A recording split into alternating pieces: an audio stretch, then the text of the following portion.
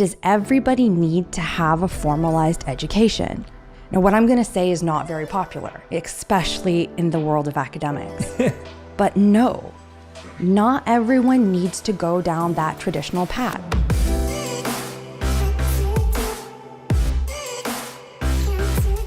Hey everyone, welcome back to On Purpose, the #1 health podcast in the world. Thanks to each and every single one of you that come back every week to listen, learn, and grow.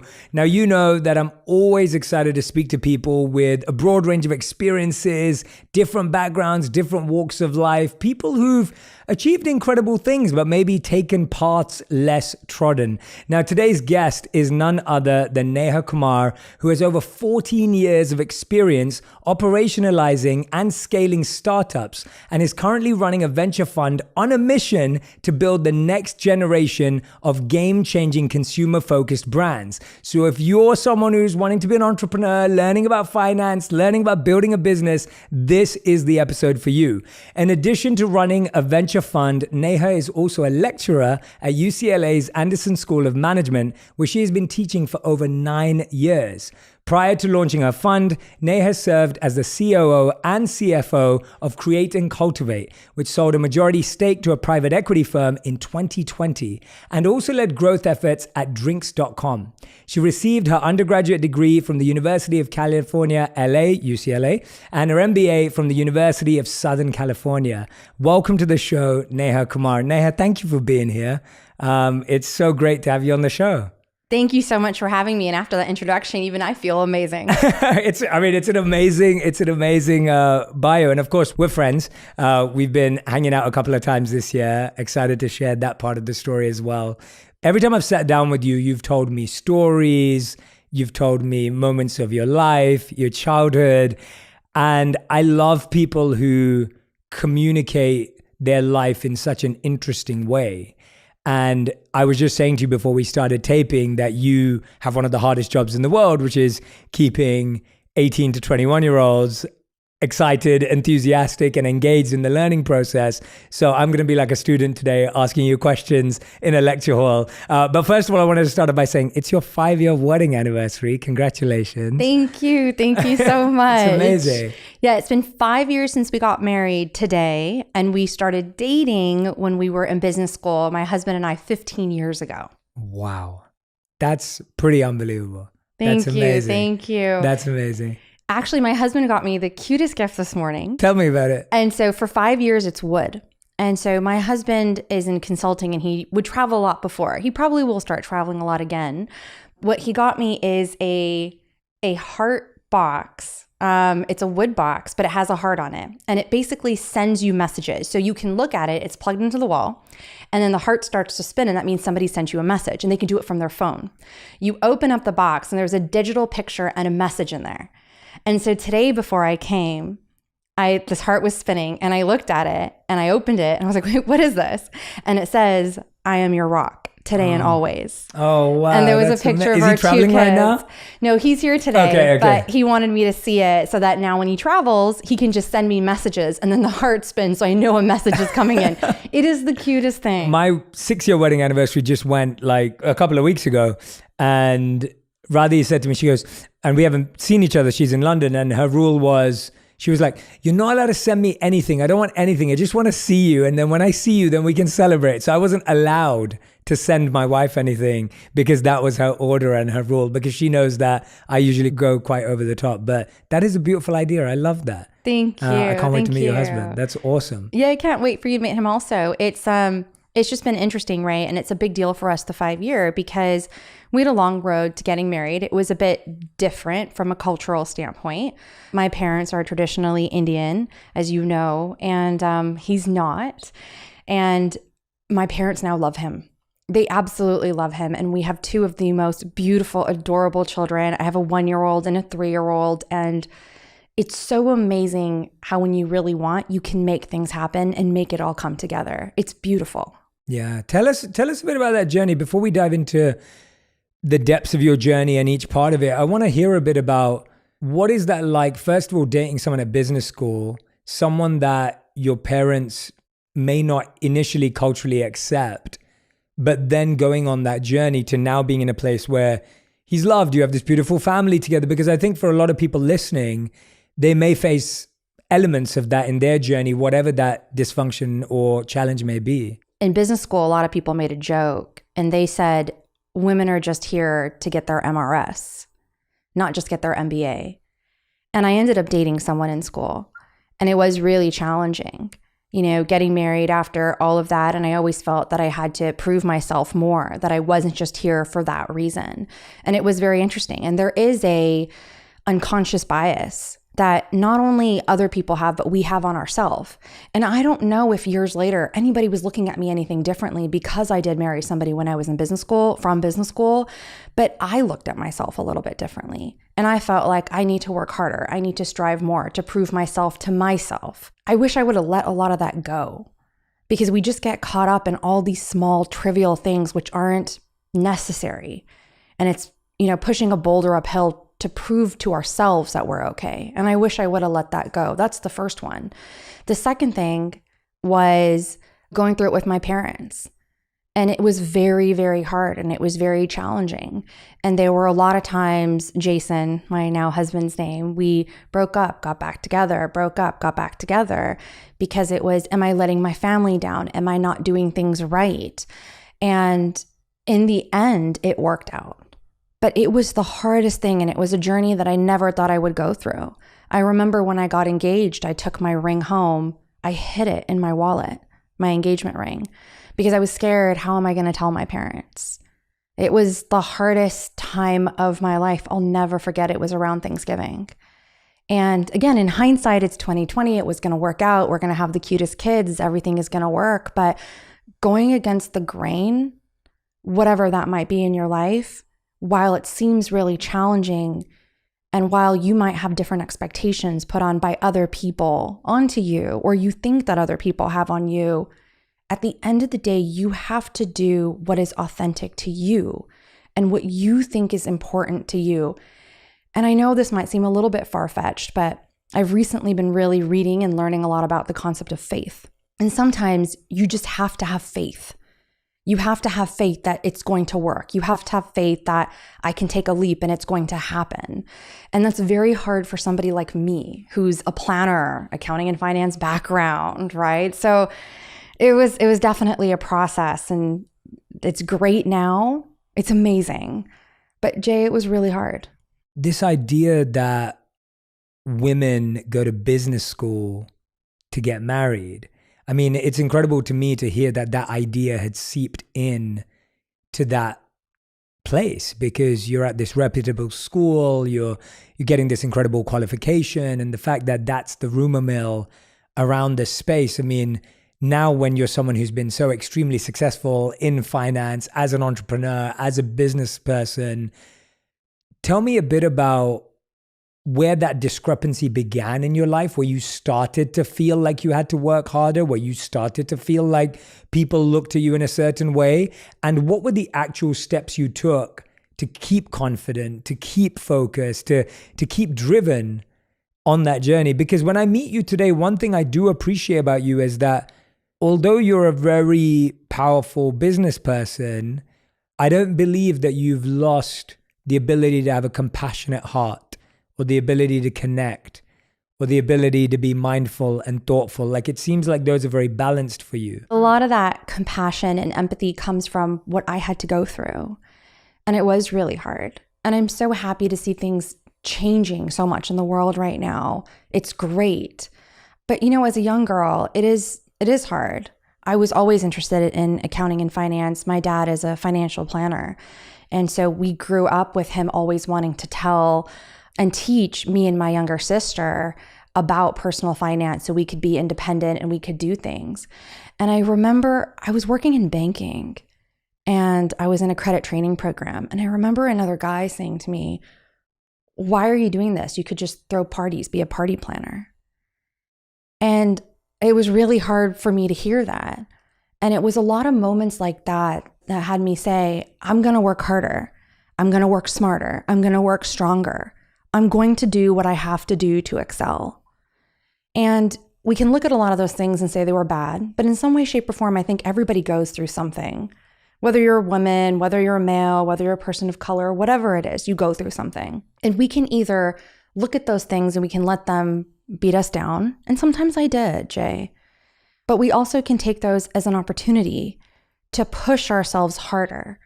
And it all comes down to attitude of how we're going to view these things, how we're going to look at this. And again, I want to be clear, a lot of times they did beat me down and it was really tough. But you have to constantly find yourself and create yourself to be resilient and to bounce back up and to deal with all the things that can come your way, no matter from where. It's so difficult because you realize that there are challenges that everyone goes through, but when it's like a whole gender is treated a specific way, that is a much larger challenge. I saw this video a few years ago that I think summed it up brilliantly. So in this video, they had blue balls and pink balls. And they asked a 10-year-old boy and a 10-year-old girl, their job was to go and pick the blue balls up for the boy and the pink balls up for the girl. And they had to collect them and put them inside this container. So the boy ran off. He started picking up all the blue balls. It was the same amount as the pink balls. The girl ran out. They filled their containers up. They pretty much finished around the same time. And then they gave the boy this huge jar of sweets. And they gave the girl like 3/4 the jar of sweets. And the whole video was to show the gender pay gap and how men and women doing the same work are rewarded differently. Talk to me about how you've seen that in the industry. Like, did your friends who identified as women from business school, have they gone on to feel satisfied and accomplished in their careers, or are they noticing those discrepancies along the way as well, and for yourself and your path that you took too? I think what's really interesting is a lot of people talk about the pay gap and all of these things, which are there and they're apparent. But what I think a lot of times is missing is the type of careers that you see a lot of people go into, and the question would be why. So in business school, for example, the school that I went to, the majority of women went into marketing. We have different verticals. We have a marketing vertical, finance, etc. In the finance vertical, there were 3 women total. In the marketing vertical, I'd say like 90% of them were female. Now, certain industries pay more than other industries. That's the way of the world right now, right or wrong. That's kind of how that works right now, right? What I think is very important is taking the time to educate and allow for opportunities for women at younger ages, to show them that there's different things that they can do. So here's an interesting thing. When I was in junior high, we had an elective course we could choose, and you could either take home ec or wood shop. And Jay, I really wanted to take wood shop. Like, I really was excited to like cut these things and create things. I thought it was amazing. And all the girls were going to take home ec. And I remember asking my mom, like, what should I do? All the other girls are doing this. They're taking this class. And my dad jumped in and said, no, you do what you want. And I ended up taking wood shop. And I'm glad I did. But it's just so interesting that even when I was taking wood shop, I kept thinking, did I do the right thing? What are my friends doing in the other class? Am I being left out? So I had a lot of that was there. So I come back to, I think it's really important. We see a lot of things right now, like STEM programs that are created, or there's some great programs like Girls Who Code to teach women how to do these things at younger ages. And I think they're phenomenal. And I think we should continue to create more things like that in finance and accounting. One of the things I do on my own part is I also teach. And so I think that getting to people at younger ages, not to steer them in a certain direction, but basically to let them know that there are options and you get to choose what those options are, regardless of your male or female. You're someone obviously who's so well educated. You've gone to great schools, gone on to become an entrepreneur. I wonder, there's a lot of debate right now about the value of a college education and business school too. And what I'm fascinated by is 2 things again here, and you can answer them in any order you like. The first one is, do you see a genuine value and correlation between the education you got and the success you have today? That's the first question. And the second question is, if someone didn't have the opportunity to have the education that you've had, whether it was access, capability, interest at the time, whatever their reasoning may be, how do they today build up financial literacy, goal planning, understanding of their investments, understanding of how they manage their money? So my dad was an electrical engineer by education. He came here and he's now a financial planner. And I remember when I was in college, I thought I was pretty cheeky. And I said, Dad, I mean, did your education do anything for you? Like, why do I have to work so hard? You're doing something completely different. Yeah. And he said to me, he said, Neha, listen, my education gave me the framework from which I can have a way to think. And he said, I've been successful at my job because I had that education that I had. Now, after, having graduated a long time ago, I can say the same. I can say that my education in undergrad and grad school and everything that came between and around it has absolutely helped shape who I am and the success that I've had to date completely. Can you tell us how? Like what parts of it? I love what you said about your father saying that it gave him a framework of how to think. What did it do for you? Business school was a great one because what it did is it gave us a breadth of knowledge of how to look at companies. So now when I'm evaluating companies for the fund or back when I was in banking, it gave me a proper understanding of how to think and what to look at. And if you think about it, right? Experience that we get from people in academia, et cetera, it's just trying to learn things at an accelerated rate. Now, could you learn them on your own?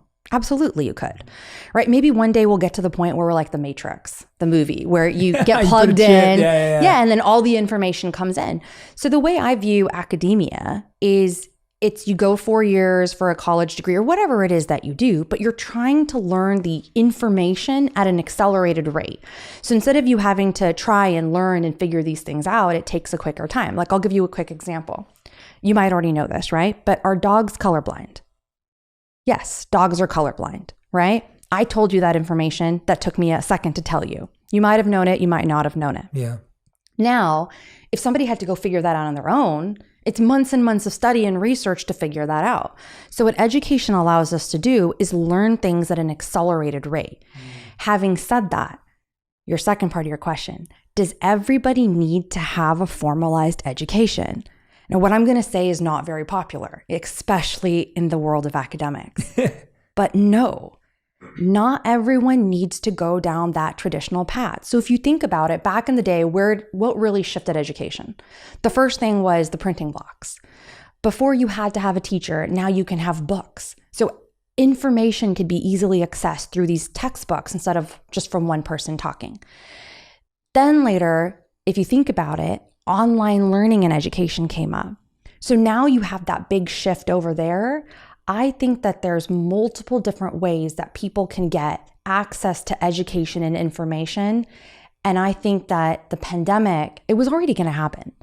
The pandemic just accelerated that. And I think it's amazing. Yeah, it's just fascinating because when I think about my own education, I feel the same way. My high school was where it started. I went to a pretty rough and tough elementary school. The education was okay. I was surrounded by a group of people that didn't have the parenting structure that I did when my parents were really forcing me to study hard. I was one of probably 3 people that ended up going to a grammar school or a school that you had to take an exam to get into in England. My parents couldn't afford to send me to a private school, so a grammar school was the next best thing, where you got a private school education for free by passing an exam.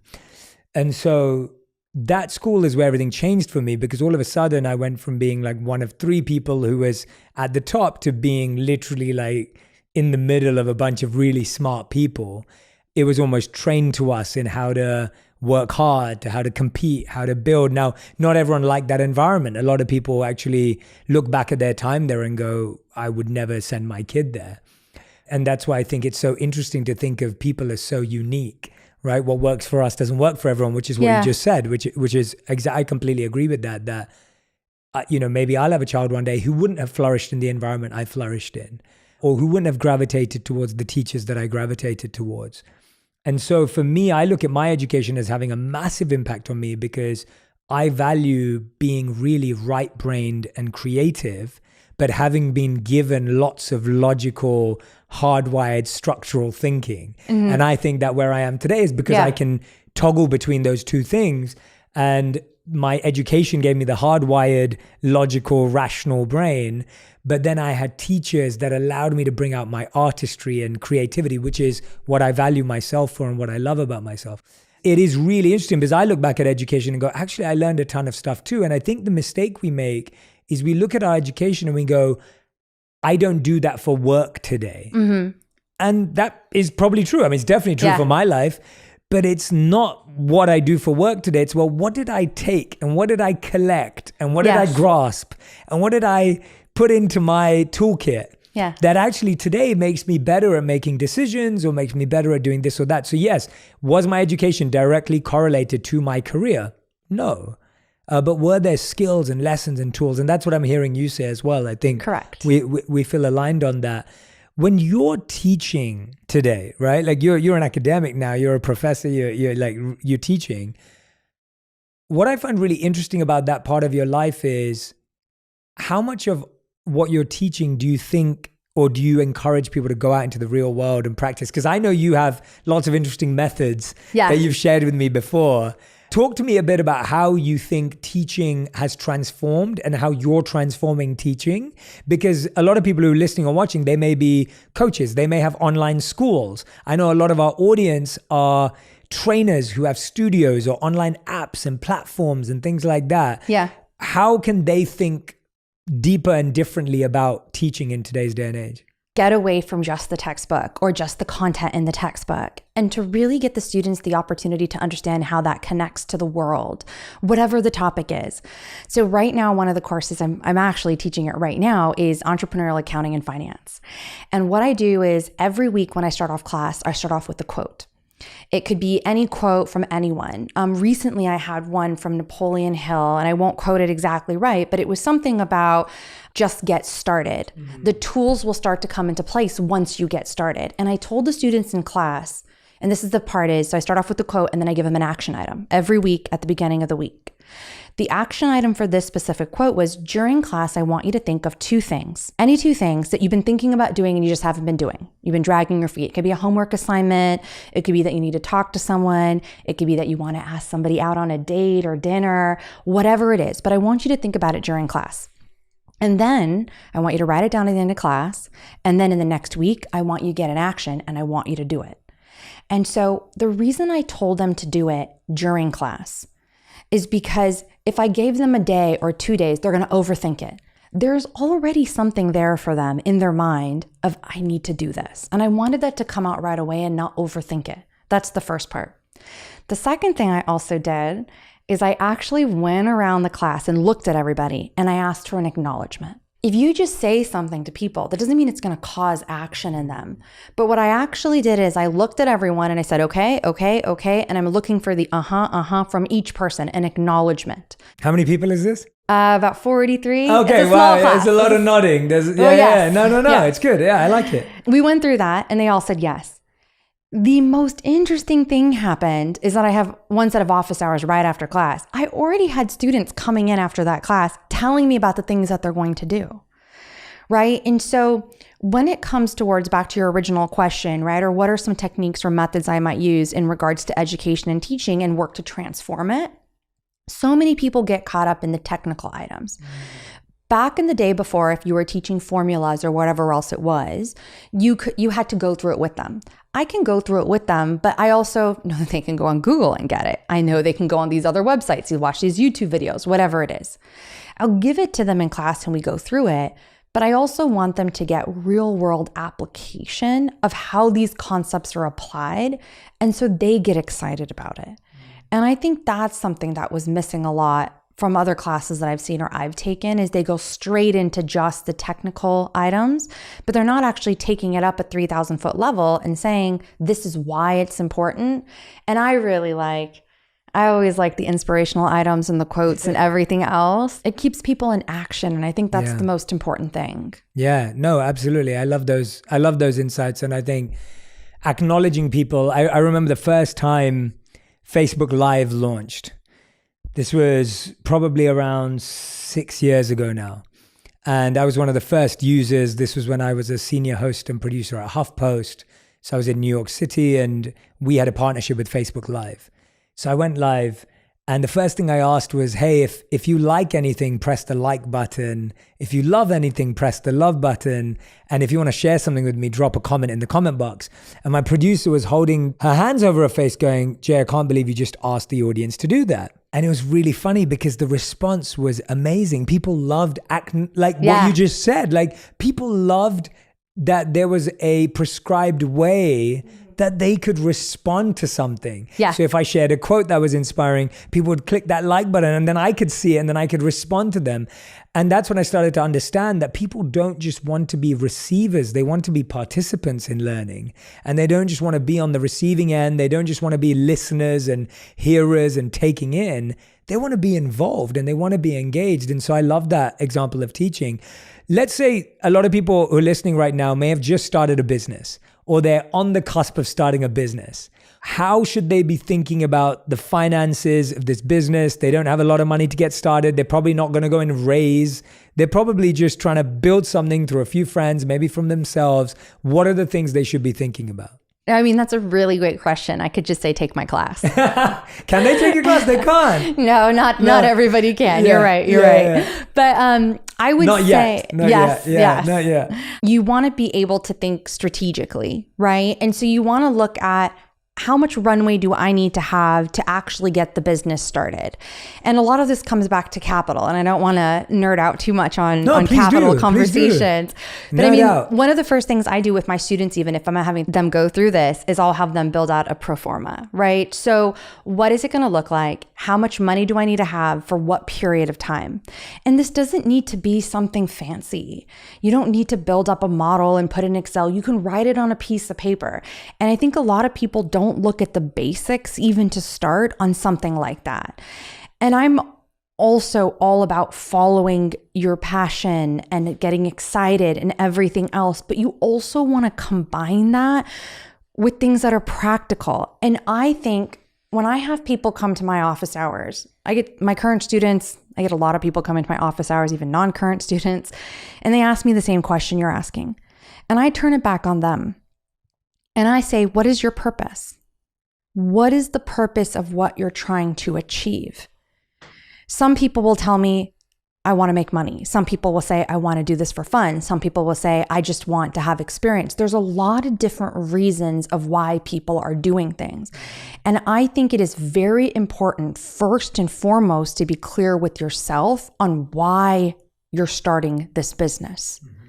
Now, if it's to start a business for your livelihood, we actually have to map this out and plan it, right? What is your market size? How many people are in there? A lot of companies that we're looking at right now are in the beverage space. I love the beverage space, right? It gets me very excited. And you want to look at that and see how many people are currently in the market. What are the other products that are out there? The beverage space also has a low barrier to entry. Somebody can take a relatively small amount of money and go there tomorrow to a production facility, and you can go out there and you can get it created. As opposed to another company that I recently invested in is a sunscreen company. Sunscreen companies have, some people might say that there's a low barrier to entry for sunscreen. Having said that, there's a long process to get a product approved. It can take 1.5 years, 2 years. So part of it is thinking through, and this is the framework that I got from business school. We have something called Porter's 5 Forces, which is a phenomenal tool. So you look at what are the items that are market competitiveness? Who are the other competitors in the space? What are the barriers to entry? What are the alternatives to the product? What are the substitutes? It's actually a model. I had a diagram and a whiteboard right now. I draw it up for you, right? Thinking through things from that model, that framework allows you to properly assess, is it even worth it? And do I want to go into this business? And again, probably a non-popular opinion at this point in time, what I'm about to say, but everyone always says, just go out there and follow your passion, follow your dream. I get that. I do. But you also have to look at something that's, is this a viable business? Absolutely. And how much time do you want to spend on it? I'm really happy you said that. I mean, when I started doing what I do today, I was working a full-time job, getting home from the full-time job, and then editing videos from 9 p.m. to 2 a.m., and then waking up, going to my full-time job, coming back and doing the same thing, and then doing this on the evenings and weekends. And therefore, it didn't need to make money. So for 2 years, me doing my passion didn't directly relate to money. Yeah. It didn't make me revenue. It didn't make any profit. It didn't pay my bills because I was paying my bills through a full-time job. And that to me was the healthiest way for me to start, because I was able to see what the options were and what opportunities came up. So while I was doing my full-time job, paying my bills, I didn't have to worry about anything. And actually using my evenings and weekends to build my passion led to that being my long-term business. And I don't think I could have done that if I would have quit my full-time job and tried to build my passion from scratch. I think there would have been quite a few years where, I would have been broke because there wasn't a way to monetize what I was doing. And so I love that you're encouraging people to not think about their passion in this romanticized way. Yeah. Because it's so easy to get romantic about your passion and your purpose and just believe that because you believe that everyone's going to believe and something's going to happen. And I often prefer that people either do what you're saying, where they actually have a plan, they're structured, they're thoughtful, or they're in two boats for a while. Yeah. They have their job or their part-time job, and then they have this other thing that's going on. And that's a much safer place to be. I don't believe that every passion can be a business or should be a business. How do you help your students or anyone decipher between what should remain a hobby and a passion and what has the market potential to evolve into a business? Because I think we're living at a time where pretty much a lot of random things have become businesses. So it kind of feels very open, but there's things to think about in becoming a CEO or a business person that are different to being a passion business. So the IRS, when you actually have a business that over for a period of time, it doesn't create any income, but you have expenses against it, it's literally defined as a hobby. A hobby is an actual definition of an IRS term, right? Wow. So I always find that very interesting. And I ask my students, or any other entrepreneurs I talk to, even if I'm talking to them about the fund or anything else, they'll come to me and ask me advice, right? And I say, you just have to be clear with yourself. Is this a passion project and a hobby, or is this something you really want to make money on?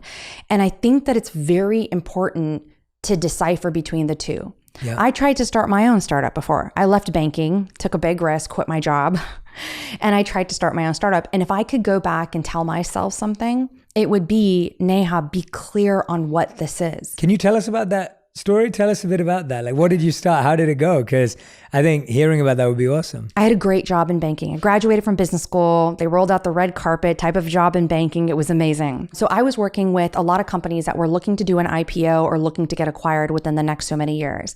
I had the opportunity to spend time with founders, CFOs, CEOs. When you're a startup and you're with a bank, that means you're pretty sophisticated. You're far along, right? So I was dealing with a lot of people, and I saw how much they were making and what they were doing. And I thought, whoa, I'm so smart. I could do that. And so I left a great job in banking to start my own startup. It was, ironically, it was an online platform, which was going to be to teach personal finance to predominantly women, and then branch out from that to women and men. But I should have been more focused. I failed at what I wanted to do, and it was hard. How did you define failure? Like, what went wrong there? The whole thing had to stop. Any money that I had spent, we lost. I'd gotten money from families and friends for about 1.5 years. I'd been working on it. We lost everything. And it was very, very tough because I had been so used to being successful and amazing. I have immigrant parents who are phenomenal, who are also very driven, right? And who also have driven their children to work hard and succeed and excel. And so went to school, did well, went to business school, did well, went to banking, did well. And then all of a sudden I start my own thing and I'm like, I don't even know how to properly ship boxes. Like, I don't know the difference between UPS, FedEx, all of these things. Like, it was a really big learning experience for me on basic items that I didn't understand. And the startup didn't work, right? It wasn't what I wanted it to be. And it was very, very hard. And if I could go back and give myself one piece of advice, it would be able to decipher between passion and business. They can be both, but you have to be clear on what you're trying to do and achieve. Because when it's a business, you move out all the noise and you focus in on, do I have the right market? Is there the right market product fit? Are people ready to buy this? You can't just go and talk to your friends and say, hey, do you think this idea is great? They're going to go, yeah, of course. They're going to tell you yes or no, really, right? You need to ask them, hey, I have this product. It's great. Okay, are you going to buy it? Will you pay for it right now? That's what makes the difference there. Yeah. And so being able to decipher between passion and a business, I think is very, very important. Yeah, absolutely. I think that one of the misconceptions that I think I had and also people have in general is that when you live a passion business, that you just get to do what you want to do. And I would honestly say that in the come up period, I did more of what I didn't want to do and what I had to learn, i.e., whether it was the UPS or FedEx. In your scenario, in my scenario, it was client relationships, editing, learning videography, learning social media, I had to learn all these skills in order to do what I do today. I had to learn about podcasting. I had to learn about publishing. These were not things I wanted to do, but they were vehicles to do what I wanted to do. So I had to spend more time studying vehicles and modalities and frameworks and mechanisms and tools so that I could spread my message, which is what I wanted to do. Yeah. But if I just tried to spread my message, that was never going to work because I had to understand the tool. Today, I live a life where, I do way more of what I want to do today. But I think the mistake is believing that you'll be able to let go of what you have to do. And I think that's where I've realized that there is no one in the world who can completely let go of things they have to do in order to do what they want to do. But it's a balance of the two. And so when I'm hearing you talk, I'm reflecting on my own journey and going, yeah, that makes a lot of sense, because in order to do what I love to do today, I have to do things that I just have to do. Yeah. And to live a pure passion business is a hobby, because that means you're just enjoying the passion of it. So if I said every Friday night I was going to go live on Facebook and just teach my message and whoever turned up, that's a hobby. That's beautiful. But if I really want to create ways in which people can learn, grow, get educated, change their life, transform, that's going to need me to be a bit more organized and focused. Yeah. As you rightly said. Focus is such a big deal. And I also think it comes back to priorities, right? There's certain times, one thing I really like that you said is there's certain times, right, where you like on your way up, right? You had to do a lot of the things that you didn't want to do. And one of the things that I keep hearing people always talk about is, well, do you have the right work-life balance? No. There's a story, and I know you've heard this before, but there's a person standing in the front of the room, and they have a glass. And first they put rocks in the glass and they say, is there anything else? More room left? And everybody goes, no. And then they put the pebbles in, then they put the, sand and then water, right? Here's what I think is missing from that story though, is that all makes sense, but there's certain times in life where you're going to have situations where that priority level is going to shift. And that's what's missing. So were there certain times in my life also where the rocks would be just career or just work or just the things that I don't want to do? They were. And it wasn't that I didn't have a work-life balance, anything in that way. It was more of at that point in time in my life, that was the priority. So even though now my priority is family and I love my work. I love running the fund. I love teaching. You know that though. I teach for fun, right? I love it. Yeah. But the priority set is going to shift over time. I'm so glad we're having such a real conversation about this, because I'm like loving this right now, because I completely agree with you. So when we got married in 2016, which is kind of where my external career took off. And for 3 years, we didn't go on a honeymoon because we couldn't afford it. Like we didn't go on our honeymoon. We never had one because we didn't have the money or the time to. My career was busy. Things were growing. I had momentum on my side and I couldn't afford to take the time or the money to pay for something. 3 years later, we went on a beautiful honeymoon. It was amazing. It was so fun to have waited for something like that and have this amazing experience. And I look at those first 3 years and I go, I'm so happy that we lived the way we did. We lived in this 500 square foot apartment in New York City. You know, we ate, worked, and slept in the same areas because we didn't have any other space. And I have such good memories from that time. And I'm so grateful that the rocks became just hard work, networking, meetings, events, whatever it was. And my wife was doing the same for herself. I'm so happy that I allowed myself to do that for 3 years in order to have the life I have today. And I don't think there's a right or wrong way. And that's what I'm hearing from you too. It's about the hope that you have for the result you want. Yeah. Right? It's like everything's proportionate to what you want. And I don't think that we should have either romantic or unromantic views of what we want to have in life. We should just be clear that if this is where I want to be, this is what it's going to require. And yeah, I'm grateful for those memories. I'm grateful for those times. I look back and I'm so happy that, and even today, I was saying this to a friend today, I was like, I still haven't taken my foot off the gas today. Yeah. Because the people I look up to and admire and respect, they haven't taken the foot off the gas after 30 years of being at the top of their game.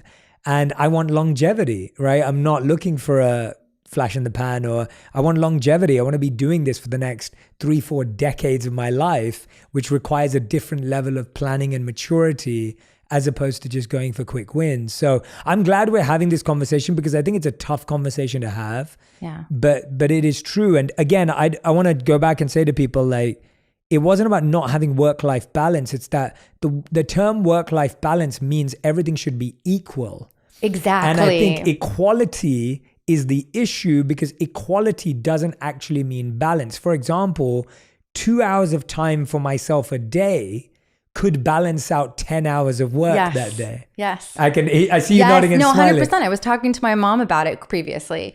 And she's like, work-life balance, just because everybody always talks about that with motherhood and this and that. Like, I have 2 kids, right? If you literally think of balance, if you think of like 2 weights on a side, you have 50 pounds of gold and another person who's 50 pounds, it's a balance, it's equal. It's never going to in life be that way. And I think the challenge that people have is they're calling it balance to begin with when it should be priorities. When I was at drinks.com, a direct-to-consumer wine company, I probably was working 70 to 80 plus hours a week. Like, I remember looking at this and I'm going, I'm 80 plus hours a week. What that means is I'm working all day, come home, have dinner, and then I work again. And you do that 6 days a week.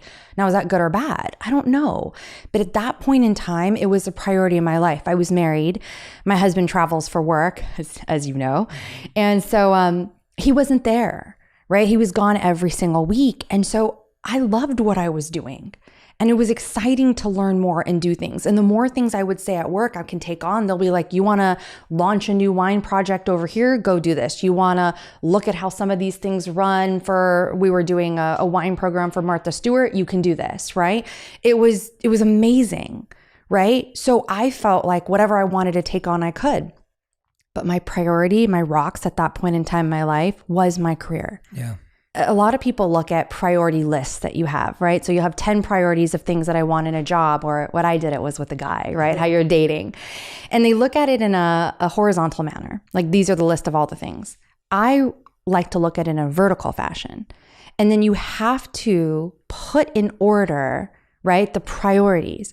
And you can quickly see, even if this is almost like playing with your subconscious, right? You yourself will start to see what are the priorities and what's the rank amongst them. Once you do that, then you can say, all right, at this point in time in my life, I'm going to focus on this. And later it's going to change. Later it's going to change. It's just like buying a house. I have so many friends right now who are in the market. It's a crazy market, right? Yeah, it's insane. Yeah. But everybody always says we want great location, good price, and a lot of space. We live in LA. I mean, come on now, right? Yeah. And then what I've noticed is that when they're with their partners, they're not on the same page. And so what I've been telling them, what my husband and I did is we both sat down and we created a vertical list. I now know what his top priority is, and he knows what mine is. When we're going out and looking for places, it's easier for us to be on the same page. And it sounds like you understand what I'm talking about. I am completely in agreement with you. We did the same exact thing. And for Radhi, it was a big kitchen. Like, that was very important to her because that's her world. For me, it was having a space where we could have a studio like this. And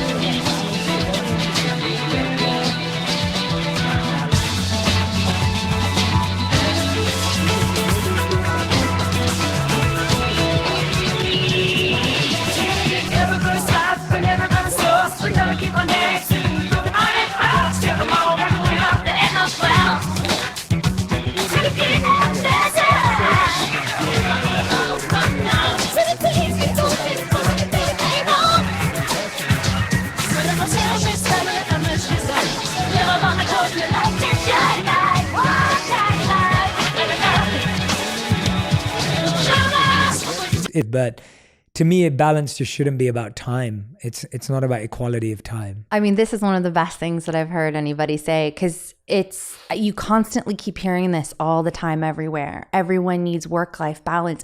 You do need a balance, but again, it's not equated to time. I think it's more on, you got to do the priorities. What are my priorities? I need to make sure I'm getting all those priorities in, whatever that might be. And in different stages of your life, that also does change. Yeah. So I think that's a wonderful way to put it. This is what I love about you. You're a woman, you're a business person, you're an academic, you're now a mom, and that's why I'm enjoying having this conversation with you, because I haven't had the challenges you've had. I'm not a mom. I don't have to raise kids and build businesses and do, I'm not in that position, right? And so I have so much respect for you, and I have so much admiration for you and what you're able to achieve and do, because I think every time I've seen you also, you just carry yourself very well and at the same time have all this going on at the same time, but you love it. And you can tell that you love being a mom, a teacher and a coach. You love being an investor and an entrepreneur. I read a study from 2021 that said that, and of course, let's be honest, what mothers do is priceless and you can't put a value on it. If someone asked me how much what my mom did for me, how much was that worth, could never put a price on it. But I do believe it's important to understand value. There was a research study from 2021 that said that if you looked at a mom's career as a career, and looked at the over 103 hours a week, more like 24/7, if you tallied up all the costs of how much everything would cost to do or hire or outsource, it would be $186,400 that an average mom would make. When you hear that, what goes through your mind? I want to hear your response and thoughts. It's a lot of work and it's a lot of time. And I just don't know if society always understands. Again, it comes back to the unconscious bias, right? That we feel as women that it's our responsibility to take care of the household. It's our responsibility to do all of these different things. And the amount of time and energy that goes in, it's constant. And sometimes you might be lucky and get a smile from your child, but that doesn't always happen. I'm going to take this in a little bit of a different direction here, but I do think that what makes a lot of these things hard is that in the workplace, we don't always have the ability to have others that empathize with us, right? And having people around who have similar fashion, who understand these things, makes a big difference. My husband's at Deloitte. Deloitte is known to take care of women. They are known to be a great place for the working mother. They have a lot of partners that they interact with, right, who are mothers. What that has done for me, though, in my personal life, is my husband gets it more. It's more common to him. He understands that, when I was nursing my baby, it was, okay, how much work is it for Neha to constantly have to nurse throughout the day or take the pump with her to work? And the issues that I've had even with pumps and everything else. One time, startup life, the electricity stopped working in our building. And the pump that I had, I didn't realize it was my first child, that I should have a battery pack as a backup or something like that. And I needed to pump. So I had to leave and drive home to go do it. And it was such an ordeal. But these are the things as women that we're constantly having to deal with that not everyone understands. And I think that having women in certain positions at work, it does make a difference because it shifts the conversation. Even my husband, who's amazing and very loving, he's constantly being exposed to it at his work. Of course. So he sees it, he hears it, and then he'll empathize more with his wife. But Jay, to your point, it is nonstop. It is 24/7. You never get a break. I think the only time I get a break, and I think I'm lucky about this one, is when I go to the bathroom. Yeah. But otherwise, if I'm at home, it's nonstop. Yeah, I remember my mom doing the same thing. My mom was the main breadwinner of the family. She used to cook for us, breakfast, lunch, and dinner, pack our lunch, send us to school. She'd drop me and my sister to different schools, pick us up, the whole works, and help us with our homework and plan weekend activities. I mean, super mom, just incredible. Yeah. And also I agree with what you said. So I grew up seeing my mom work really hard. And so that gave me a sense of empathy and compassion to how hard moms work. I have a younger sister who, when she gets married, I think about the same thing. I'm like, I can understand that, she can't be left to do it all on her own. And so And I love what you said about the workplace. I worked at Accenture. Again, Accenture has incredible practices, especially in the UK, at least, where I worked there. This is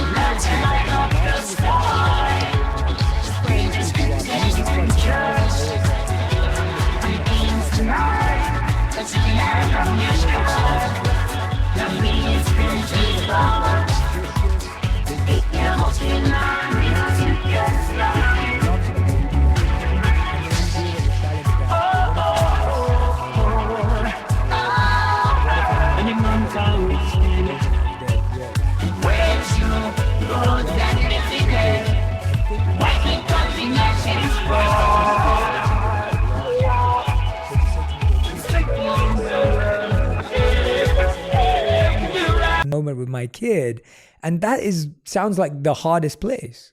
It is. And you know, the way I look at this is life is not about either or. It's about finding a way to create an end. And it is very, very hard to make it work, Jay. It is. I mean, just being completely honest. There's no fairy dust, yeah. There isn't, right? But when we sold Create and Cultivate and we were going through the diligence process, I was pregnant with my daughter, Ava. Even now, when I look at the photos that we have online of, the announcement of the sale, I was 36 weeks pregnant in the photo. But I look at that and I go, Ava's in the photo with me, right? She's there in the announcement page. Yeah. It was really hard, right? Because I didn't take a day off for maternity leave. I had to work through the transaction and the sale. And somebody could look back at that and say, that was so hard. What was going on? When we had the closing call, it was online on Zoom for the sale. I was nursing my daughter at the time.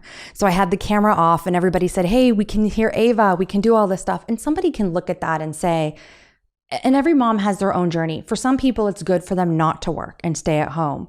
For me, the type of person that I am, and I don't need to feel bad about it. I love working. I love being out there. And you know what I'm going to love doing? I'm going to love telling my daughter the story of how she was born and the village and the army of people that stepped in to come and help me out so that I could get through the transaction. I felt like I had my baby strapped to my back and I'm going out there and I'm doing all these great things. And the fact that I was able to get and be a part of getting a company sold that focused on live events during a global pandemic, while pregnant, I will always have that. And I get to tell my daughter, Jay, what I did when I was having her and what she can be able to go and do in the world.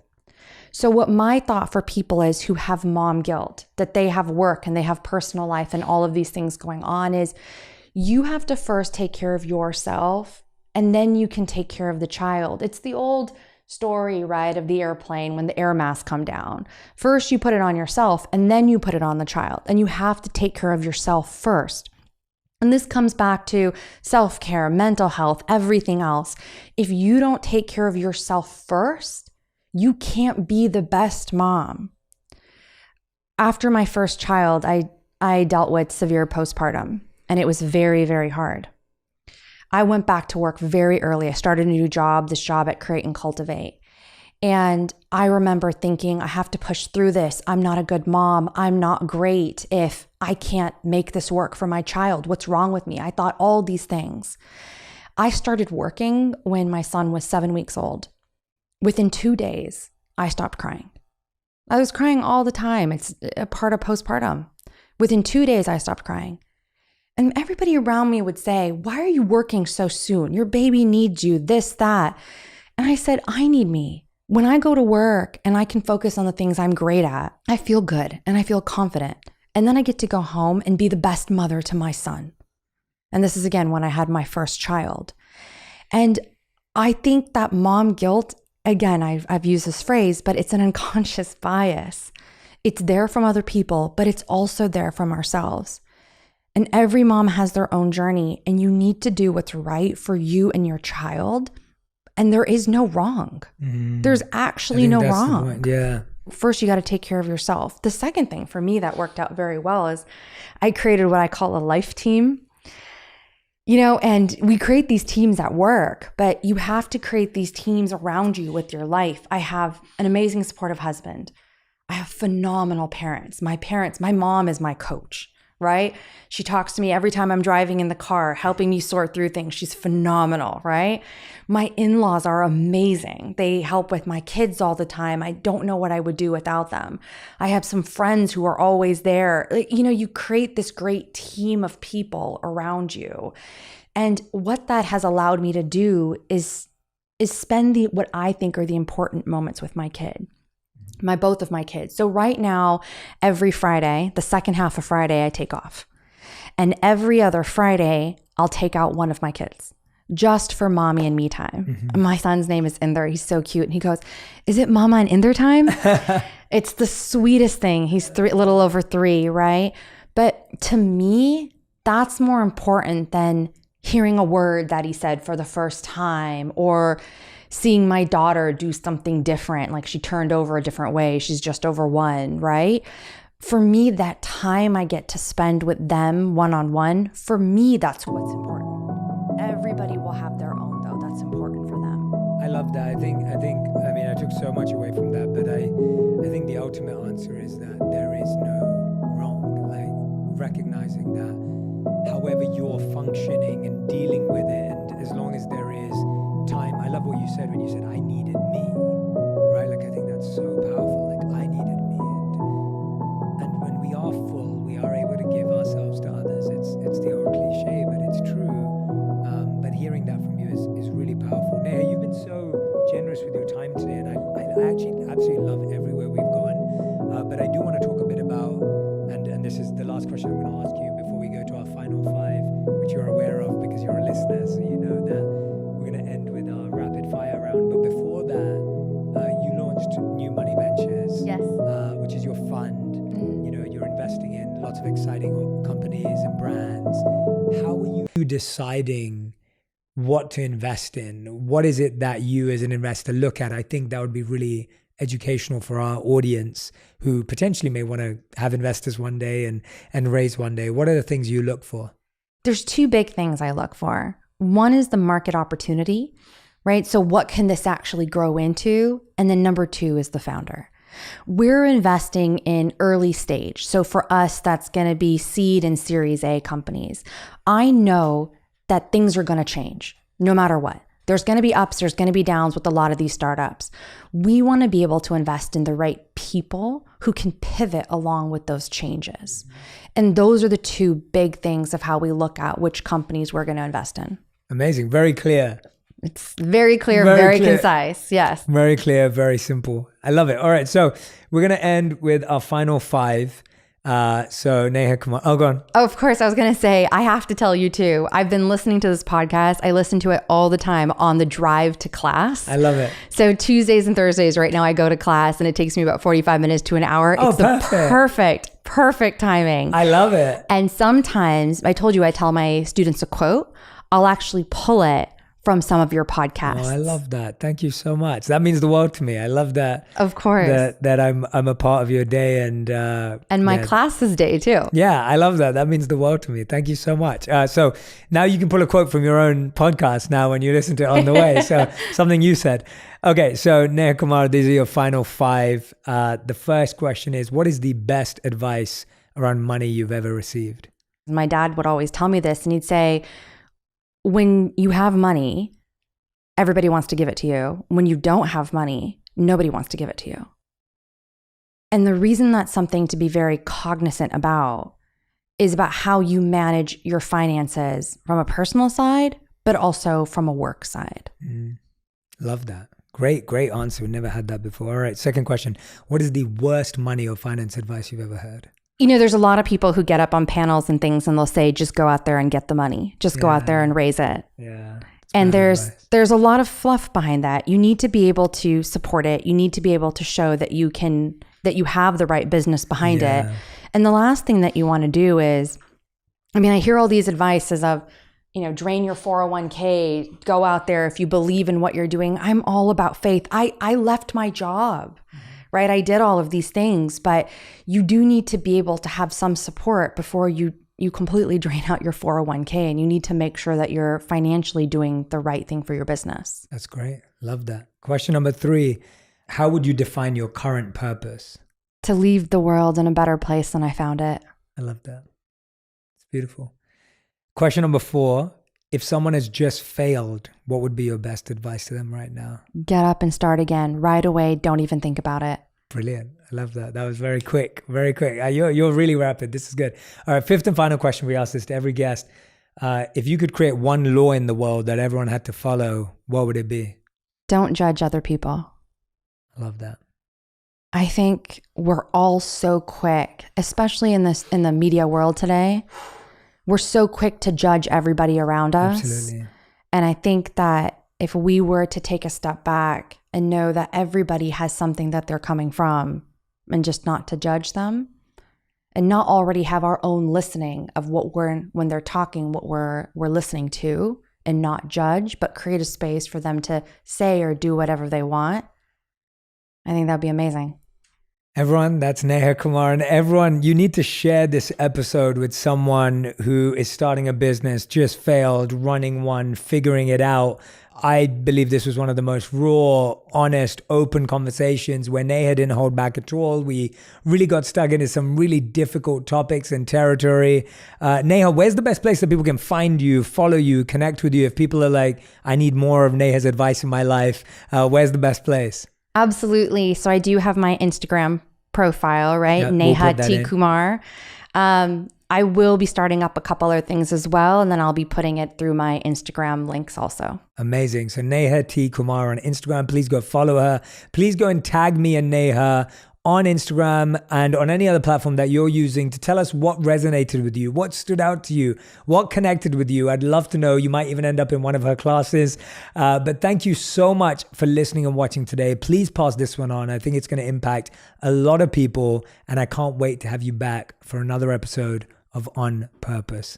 Thank you so much, Neha. Thank you. If you want even more videos just like this one, make sure you subscribe and click on the boxes over here.